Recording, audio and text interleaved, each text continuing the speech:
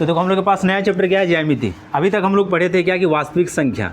तो इस चैप्टर से लगभग 14 नंबर हम लोग देखे थे सवाल, कि छोटा सा चैप्टर लेकिन 14 नंबर पूछता, ऑब्जेक्टिव और डिस्क्रिप्टिव मिला के, सब्जेक्टिव मिला के, है ना। उसका दूसरा वाला चैप्टर था हम लोग के पास बहुपद। तो देखो इस बहुपद से भी लगभग 8 से 10 नंबर का क्वेश्चन था, ये भी हम लोग देखे। चलो 8 नंबर मानो। तो ये करंट का बात है, 2024 में जो एग्ज़ाम हुआ 2024 वाला बच्चे का, उसके अनुसार देखो सिलेबस में कितना कितना नंबर पूछा है।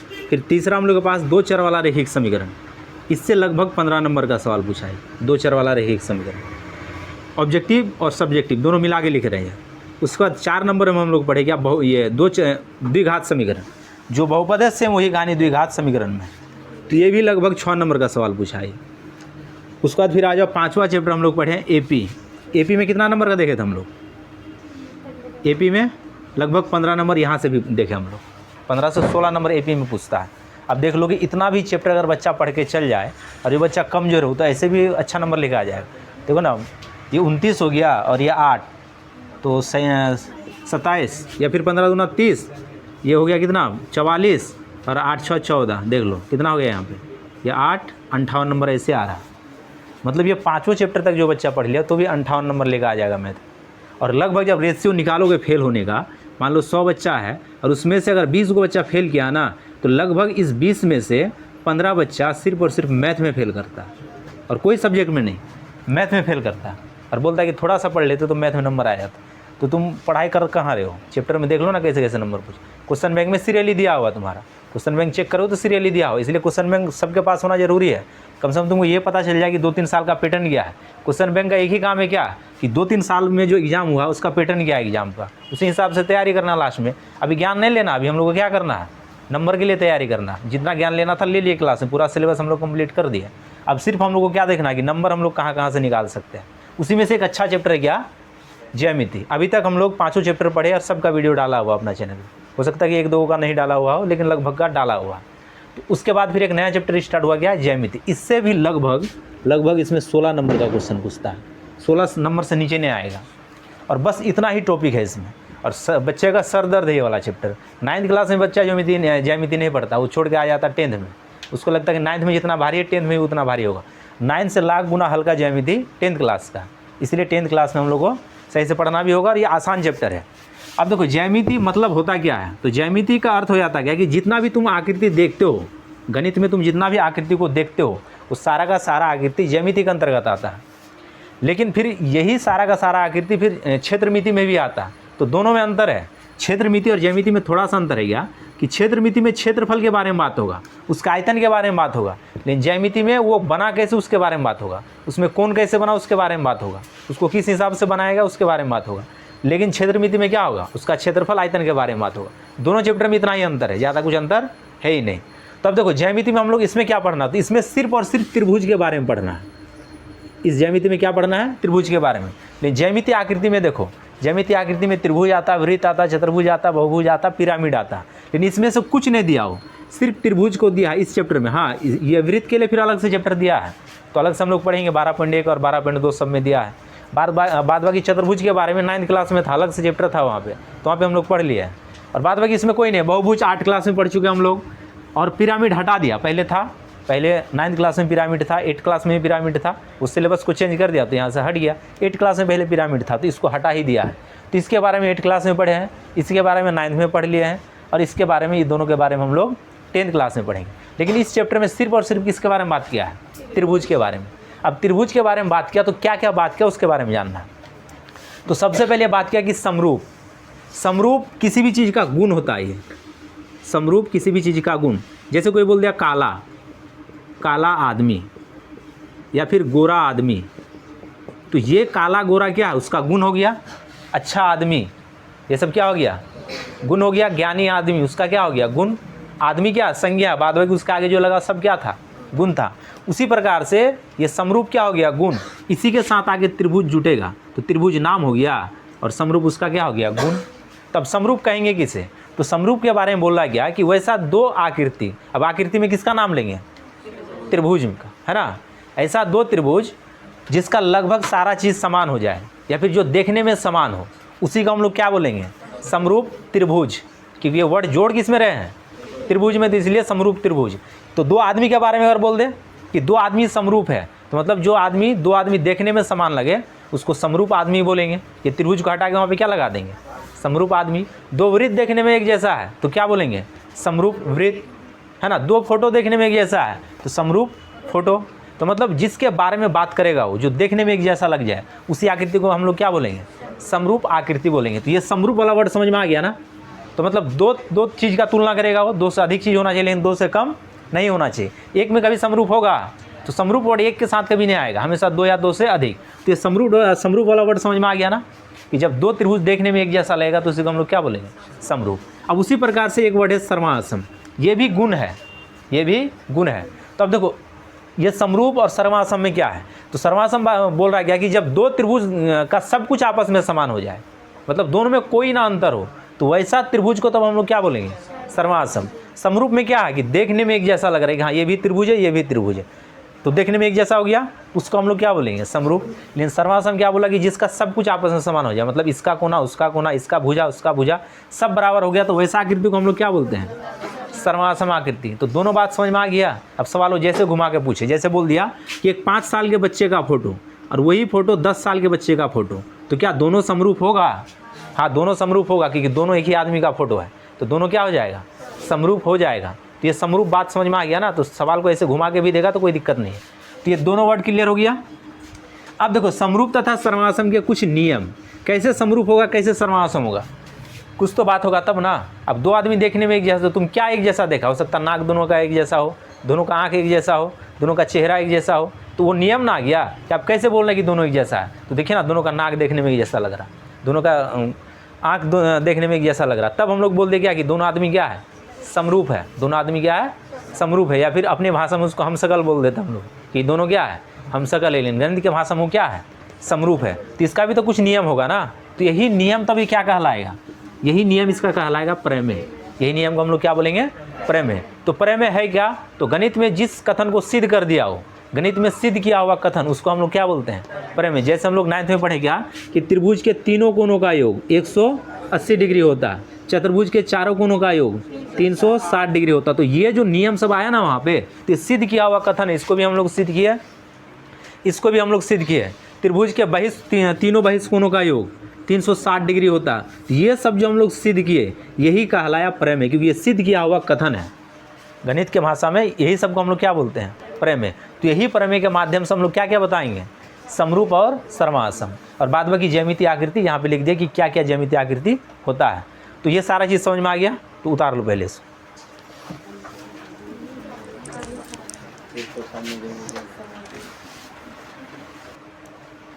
अब ध्यान देना, हम लोग को डायरेक्ट अब चलना कहाँ, प्रमेय के ऊपर। अब इसमें ध्यान देना कि इसमें से कुछ प्रमेय हम लोग 9th क्लास में सिद्ध कर चुके हैं, तो उसको यहाँ पे सिद्ध नहीं करना। तो प्रमेय के माध्यम से करना क्या कि दो त्रिभुज देगा और जितना भी प्रमेय यहाँ पे आएगा उस प्रमेय के माध्यम से क्या होगा, त्रिभुज समरूप या फिर सर्वासम होगा। जब उस प्रमेय को लागू कर दोगे तो उसी के माध्यम से त्रिभुज क्या हो जाएगा, या तो समरूप या फिर सर्वासम हो जाएगा, ठीक है ना। तो अब देखो प्रमेय क्या क्या आएगा। तो सबसे पहले पहला प्रमेय लिखते हैं क्या, ए प्रमेय, ये पहला प्रमेय आ गया इसमें। इसको हम लोग हिंदी में बोलते हैं क्या कि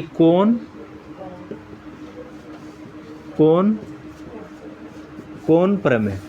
देखो ये चीज़ जो है ना हम लोग 7 क्लास में भी पढ़े थे, याद करो 6 क्लास में था ये, 6 क्लास में भी ये सब प्रमेय आया था, लेकिन वहाँ पे सिद्ध करने नहीं आया था। वहाँ पे सिर्फ प्रमेय देके तुमको पूछ दिया था कि समरूप है या फिर नहीं है, या फिर नहीं है। तो जो बच्चा 6 क्लास में मैथ सही से पढ़ा होगा उसके लिए चैप्टर बहुत आसान होगा।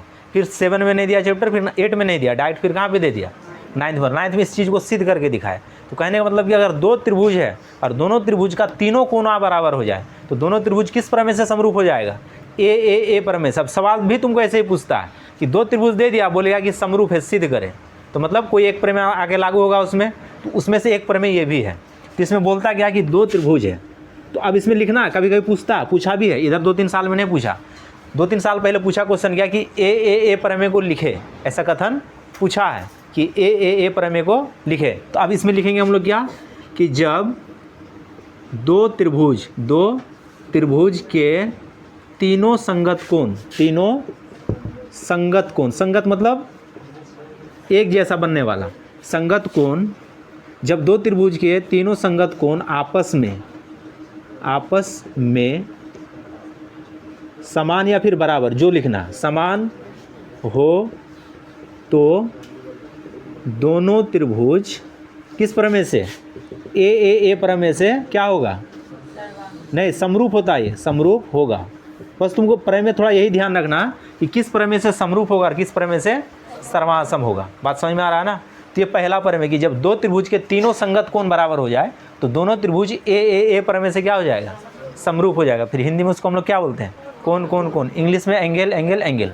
अब देख लो दो त्रिभुज बनाते हैं, एक त्रिभुज बना दिए ए बी सी, एक त्रिभुज बना दिए यहाँ पे पी क्यू आर।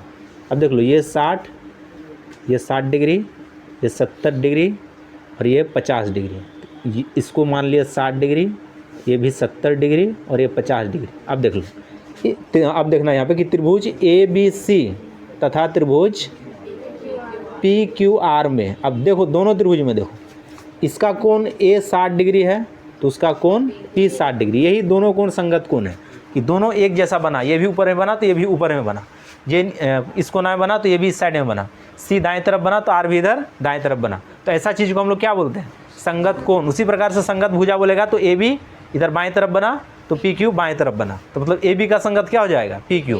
देखो बी सी नीचे तो क्यू आर नीचे, तो ये दोनों क्या हो जाएगा, संगत। ए सी दाएं तरफ बना, पी आर दाएं तरफ बना, तो ये क्या हो गया, संगत। इसी को बोलते हैं संगत, ठीक है ना। तब देख लो उसके बाद फिर देख लो कोण बी किसके बराबर है, कोण क्यू कितना डिग्री, 70 डिग्री। उसके बाद इधर कोण सी किसके बराबर है, कोण आर कितना डिग्री, 50 डिग्री। अब देख लो दो त्रिभुज के तीनों संगत कोण समान है, यहाँ पे लिख देंगे संगत कोण। ये भी क्या, संगत कोण, ये भी क्या, संगत कोण। तो कौन सा प्रमेय आ गया, तो ए प्रमेय से त्रिभुज ए बी सी, देखो ये हो गया समरूप का चिन्ह। ऐसे जो देंगे हम लोग यही समरूप यहाँ पे लिखना नहीं, चिन्ह देना है। तो त्रिभुज ए बी सी समरूप त्रिभुज पी क्यू आर, देखो हो गया। तो बस यही सब प्रमेय को लागू करना है, और जो 3-4 प्रमेय और जो लिखेंगे यही सब प्रमेय किस में लागू होगा, त्रिभुज में लागू होगा। और त्रिभुज क्या होगा, समरूप होगा। सवाल में भी तुमको यही देता, दो त्रिभुज देके बोलेगा दोनों त्रिभुज समरूप है, सिद्ध करें। तो कोई भी प्रमेय हम लोग क्या करेंगे, इसमें लागू करेंगे। तो उतार लो इसको, पहला प्रमेय था। अब ध्यान देना, ये दूसरा प्रमेय यहाँ पे है ए प्रमेय। पहला वाला प्रमेय हम लोग क्या पढ़े, ए प्रमेय, और ये दूसरा प्रमेय की ए प्रमेय। दो ए से हो गया कोना, एक एस से हो गया भुजा, मतलब एंगल साइड एंगल, हिंदी में इसको क्या बोलते हैं, कोण भुजा कोण प्रमेय। अब देखो इसमें क्या हो गया कि जब दो त्रिभुज के दो संगत कोण, मतलब दो गो कोना तथा उसके अंतर्गत का भुजा, मतलब जो दो कोना बराबर है उसके बीच वाला भुजा, देख लो एक कोना यहाँ बना, एक कोना यहाँ बना, और उसके बीच वाला भुजा ये, अगर ये आपस में बराबर हो जाए तो दोनों त्रिभुज ए प्रमेय से क्या होगा, सर्वासम नहीं, समरूप होगा। सर्वासम में भी आया नहीं, आएगा वो भी प्रमेय। तो देख लो, तो इसमें क्या हो गया कि जैसे देख लो इसका कोण बी इसका कोण क्यू के बराबर, इसका कोण सी इसके कोण आर के बराबर, इसका अंतर्गत का मतलब इसके अंदर का भुजा, मतलब जिसमें कोण बना उसका अंदर का भुजा, बी सी किसके बराबर, क्यू आर के बराबर। तो देख लो ए प्रमेय से दोनों त्रिभुज क्या हो गया, सर्वासम। तो अब यही चीज़ समरूप त्रिभुज ए बी सी तथा त्रिभुज पी क्यू आर में। अब देख लो दोनों में, इस त्रिभुज का कोण बी इस त्रिभुज के कोण क्यू के बराबर कितना डिग्री, 60 डिग्री। ये संगत कोण हो गया। ये इस त्रिभुज का कोण सी इस त्रिभुज का कोण आर 70 डिग्री, ये भी संगत कोण। इस त्रिभुज का भुजा बी सी इस त्रिभुज का भुजा क्यू आर, ये हो गया संगत भुजा। अब एक चीज़ गौर करना है यहाँ पे, वो अच्छा लेवल का सवाल है। अब देखो कोण बी क्यू के बराबर, कोण सी आर के बराबर, और भुजा ए बी पी क्यू के बराबर, तब फिर ये समरूप नहीं होगा। ये दोनों कोण बराबर, तो इसी के बीच का भुजा बराबर होना चाहिए। ये कोना इसके बराबर, ये कोना इसके बराबर, तो इसीलिए इसके अंदर वाला ही भुजा बराबर होना चाहिए। ऐसा नहीं कि ये दोनों कोना इस दोनों कोना के बराबर और भुजा ए बी पी क्यू के बराबर, तब ये समरूप नहीं होगा, कभी नहीं होगा। ऐसा अगर सवाल आ जाए तो वहाँ फिर समरूप वो नहीं होगा, इस बात को ध्यान रखना। इसीलिए यहाँ पे लिखा गया कि अंतर्गत का भुजा, बात समझ में आ गया ना। तो अंतर्गत का भुजा क्या होना चाहिए, बराबर होना चाहिए। तब देख लो कौन सा प्रमेय आ गया, ए प्रमेय से त्रिभुज ए बी सी समरूप त्रिभुज पी क्यू आर, ये 2 नंबर का प्रमेय हो। ये समझ में आ गया ना। चलो उतार लो उसको यहाँ तक। देखो ये तीसरा प्रमेय है, ए उपप्रमेय, इसमें दो ही चीज़ आया, सिर्फ दो कोना। तो सीधा सीधी ये समझो कि एक त्रिभुज में अगर दो कोना मालूम तो तीसरा मालूम नहीं चलेगा, ऑटोमेटिक चलेगा। जैसे देख लो ये वाला त्रिभुज देख लो, ये 80 डिग्री है, 30 डिग्री, 110 पुर गया तो 100% क्या हो गया 70, तो ये भी क्या होगा 70। तो अब देखो शॉर्टकट के लिए लिखा नहीं आता सवाल में, तो मान लो यही सवाल दे दिया, तुमसे पूछ दिया कि समरूप सिद्ध करे, तो तुम ए प्रमेय लगाओगे, इसको 70 निकालोगे, इसको 70 निकालोगे, तब फिर सवाल को बनाओगे, जबकि बात पहले से पता कि ऐसा होगा। तो इसलिए इस सवाल को थोड़ा शॉर्ट करने के लिए क्या कर दिया हो, ए उपप्रमेय कर दिया, एक कोना हटा दिया, ऑटोमेटिक तीसरा कोना क्या होगा इसमें बराबर होगा। अर्थ असल में ये ए प्रमेय ही है, सिर्फ सवाल को शॉर्ट करने के लिए ऐसा किया। ये समझ में आ गया ना। तब देख लो इसमें जब दो त्रिभुज के दो संगत कोण आपस में समान हो तो दोनों त्रिभुज ए उपप्रमेय से क्या होगा समरूप होगा। तो देख लो एक त्रिभुज ABC, एक त्रिभुज PQR, कोण ए 80 डिग्री है, कोण B 30 डिग्री है, कोण P 80, कोण Q 30, तो ए का संगत P 80 डिग्री, B का संगत Q 30 डिग्री, तो ए उपप्रमेय से दोनों त्रिभुज क्या हो गया समरूप हो गया, दोनों त्रिभुज क्या हो गया समरूप। देखो यही 3 प्रमेय से त्रिभुज समरूप होता है। अभी जो 3 प्रमेय लिखे हैं ना, इसी 3 प्रमेय से त्रिभुज समरूप होता है। बाद बाकी अब जितना प्रमेय आएगा सबसे क्या होगा सर्मासम होगा, तो जितना क्या 2-3 और आएगा उससे क्या होगा सर्मासम। तो देख लो एक प्रमेय ए प्रमेय हो गया, एक हो गया ए प्रमेय हो गया, और ये हो गया ए उपप्रमेय। अब सवाल तुमको दे दिया, पूछ दिया कि दोनों त्रिभुज समरूप है सिद्ध करे, तो इस तीनों में से किसी को भी लागू कर दो, त्रिभुज क्या हो गया। और यही सब सवाल आता है कि त्रिभुज तुमको दे के रख दिया, अब पूछ दिया कि ये वाला त्रिभुज इसके समरूप है सिद्ध करे, तो इसी में से कोई ना कोई प्रमेय उसमें लागू होगा। अब तुम्हारे माइंड में यही चलना चाहिए, किसी 3 में से कोई ना कोई प्रमेय क्या होगा लागू होगा। अब बात करते हैं हम लोग सर्वासम का, थोड़ा समझ लेते हैं तब फिर लिखेंगे। तो सर्वासम होने के लिए देखो क्या क्या प्रमेय आएगा अभी। तो चौथा सर्वासम के लिए एस प्रमेय, पाँचवा आ जाएगा एस प्रमेय, और एक आ जाएगा RHS प्रमेय। बस हो गया ख़त्म। तो टोटल कितना प्रमेय हो गया 6, 3 प्रमेय हो गया समरूप के लिए और 3 प्रमेय हो गया सर्वासम के लिए। ये अगर 6 याद है तो इस चैप्टर का बेड़ा पार है, इस चैप्टर में कुछ नहीं बचा। अब एक्स्ट्रा जो थेल्स प्रमेय पाइथागोरस प्रमेय है वो आएगा, उसको हम लोग अलग से पढ़ेंगे। लेकिन समरूप और सर्वासम सिद्ध करने के लिए कितना प्रमेय मात्र 6 प्रमेय, और इसी में सिर दर्द हो जाता सबका, कैसे समरूप होगा कैसे सर्वासम। अब बात समझो, समरूप का चिन्ह ये वाला है, अभी हम लोग देखिए क्या कि ये वाला समरूप का चिन्ह है, और सर्वासम का चिन्ह है ये वाला,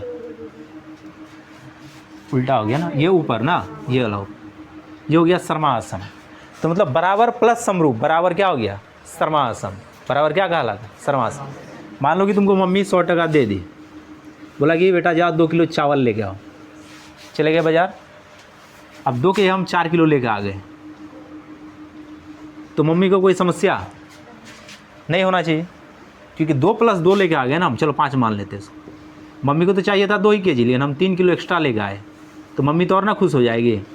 अब बताओ ये 2 इस 5 में छुपा हुआ है कि नहीं है, छुपा हुआ है, कोई फ़र्क नहीं पड़ा इसको।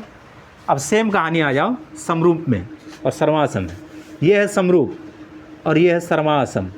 अगर सवाल में तुमको समरूप सिद्ध करने के लिए दिया, अगर सवाल में तुमको समरूप सिद्ध करने के लिए दिया, अब पर में तुम ये वाला लागू किया, तो क्या वो समरूप नहीं होगा।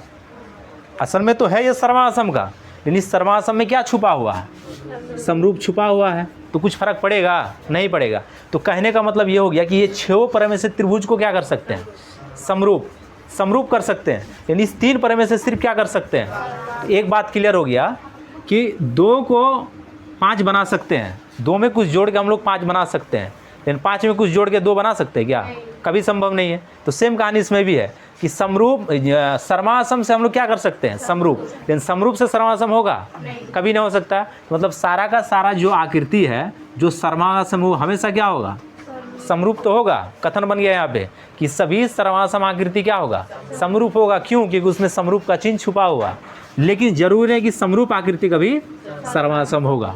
तो बात समझ में आ गया ना। तो 6 प्रमेय से हम लोग समरूप सिद्ध कर सकते हैं। अब तुमको सवाल दे दिया कि 2 त्रिभुज समरूप है सिद्ध करें, अब तुम प्रमेय लागू कर दे उसमें RHS, तो क्या समरूप नहीं हुआ, वो सर्वासम तो है ही, साथ में क्या हो समरूप है। तो वहाँ पे हम लोग सर्वासम ना लिख के क्या लिखेंगे समरूप लिखेंगे। हाँ, लेकिन तुमको सर्वासम सिद्ध करने दे दिया और तुम लागू कर दिया ए प्रमेय, तो क्या वो सर्वासम होगा, कभी नहीं होगा, वो समरूप होगा लेकिन सर्वासम नहीं होगा। तो कहने का मतलब हो गया कि ये 6 प्रमेय से समरूप सिद्ध होगा, लेकिन 6 प्रमेय से सर्वासम सिद्ध नहीं होगा। सर्वासम के लिए सिर्फ 3 प्रमेय। तो ये क्लियर हुआ बात। तो चलो ठीक, हम लोग आगे अब लिखेंगे। अब देखो सर्वासम का प्रमेय है, एस एस एस प्रमेय मतलब भुजा भुजा भुजा प्रमेय। तो समझा दिया कि कौन सा प्रमेय है, सर्वासम के लिए। और सर्वासम में तो समरूप भी होगा, इससे हम लोग क्या सिद्ध कर सकते हैं, समरूप भी सिद्ध कर सकते हैं। तो देख लो जो जब यहाँ पे जो नहीं, जब लिखते हैं, जब दो त्रिभुज के तीनों संगत भुजा आपस में समान हो तो दोनों त्रिभुज एस एस एस प्रमेय से क्या होगा, सर्वासम होगा और साथ में समरूप भी होगा। अब तुमको जो सिद्ध करना उसमें बात समझ में आ गया ना। तब देख लो यहाँ पे दो त्रिभुज है, एक त्रिभुज है ए बी सी तथा त्रिभुज, अब यहाँ पे एक चीज़ समझना पहले, जब ज्यामितीय आकृति आता है तो उसमें इस प्रकार से लकीर खींच देता है और ये लकीर के बारे में पता ही नहीं चलता, कहीं एक गो लकीर तो कहीं दो गो लकीर, कहीं तीन गो लकीर, कहीं चार गो लकीर खींच देता है इससे, लेकिन उस लकीर का मतलब भी पता नहीं चलता। कभी कभी हम लोग सोचते कि ऐसे बेकार खींच दिया होगा, या तो फोटो छाप रहा होगा वहाँ पे खिंचा गया होगा, मिस प्रिंट हो गया होगा, तो ऐसा बात नहीं है। इस लकीर का मतलब हो गया कि ऐसा लकीर है और दूसरा आकृति में है एगो, तो 100% वो दोनों लकीर के आपस में बराबर है, समान है, ये इसका मतलब होता है। तो मतलब अगर इसमें एक लकीर है तो एक लकीर वाला जो जो लाइन होगा वो सारा लाइन आपस में क्या होगा, बराबर होगा। तो इसका मतलब यही होता है, इसलिए सब लकीर देता है। तो ये सब चीज़ को ध्यान रखोगे, लिखा हुआ नहीं रहता किताब में। तो देखो ए बी किसके बराबर है तब, पी क्यू, तो संगत भुजा, ये भी दाएं बाएं तरफ है तो ये भी बाएं तरफ है। बी सी देख लो दो गो लकीर, तो दो गो लकीर इसके नीचे में है तो नीचे वाला भुजा ये इसके संगत है।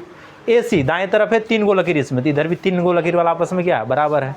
तो ये तीनों भुजा आपस में बराबर हो गया। तो एस एस एस प्रमेय से दोनों त्रिभुज क्या हो जाएगा, सर्वासम। तो बस वही चीज़ लिखना है, इस त्रिभुज का ए बी तो उस त्रिभुज का पी क्यू, त्रिभुज का क्या है पी क्यू, तो कौन सा भुजा, ये है संगत भुजा, लिख दे यहाँ। इस त्रिभुज का बी सी तो इस त्रिभुज का क्यू आर, कौन सा भुजा, ये भी संगत भुजा। इस त्रिभुज का ए सी तो इस त्रिभुज का पी आर, ये भी कौन सा भुजा। तो अब बताओ कौन सा प्रमेय आ गया, एस एस एस प्रमेय से, प्रमेय से त्रिभुज ए बी सी सर्वासम त्रिभुज पी क्यू आर। कोई समरूप भी लिखेगा तो कोई दिक्कत नहीं है, समरूप भी ये होगा। तो यहाँ तक सभी को समझ में आ गया। अब एक दो प्रमेय जो और बचा कल देखेंगे हम लोग उसको, मतलब नेक्स्ट क्लास में। और बाद बाकी इसमें थेल्स प्रमेय, पाइथागोरस प्रमेय और क्या बोलते हैं क्या कि क्षेत्रफल वाला प्रमेय और अनुपात वाला प्रमेय, मतलब कुल मिला के 9 से 10 प्रमेय आएगा। और एक प्रमेय 5 नंबर इस चैप्टर से फिक्स है। 5 नंबर का एगो क्या पूछेगा, ये प्रमेय पूछेगा 100% 5 नंबर में एगो पूछेगा। तो 5 नंबर वाला सवाल पूरा कंप्लीट हो गया। 5 नंबर में क्या क्या पूछेगा, एक ग्राफ पूछेगा, इसको पढ़ चुके हम लोग। उसके बाद फिर ये रचना पूछेगा, ये तो पढ़ेंगे आने वाला चैप्टर में। उसके बाद तीसरा पूछेगा इसमें हाइट एंड डिस्टेंस, त्रिकोणमिति वाला एगो, 3 गो हो गया। और एगो पूछेगा यहाँ से, तो हो गया ना 20 नंबर। तो बस यही तो पूछेगा इसमें से। इसमें से हम लोग ग्राफ पढ़ चुके हैं और फिर हम लोग अब क्या पढ़ रहे हैं, प्रमेय पढ़ रहे हैं। तो 2 गो कंप्लीट हो गया, 2 गो और आने वाला चैप्टर में पढ़ेंगे। तो नेक्स्ट क्लास में हम लोग चर्चा करेंगे। आज यहीं तक।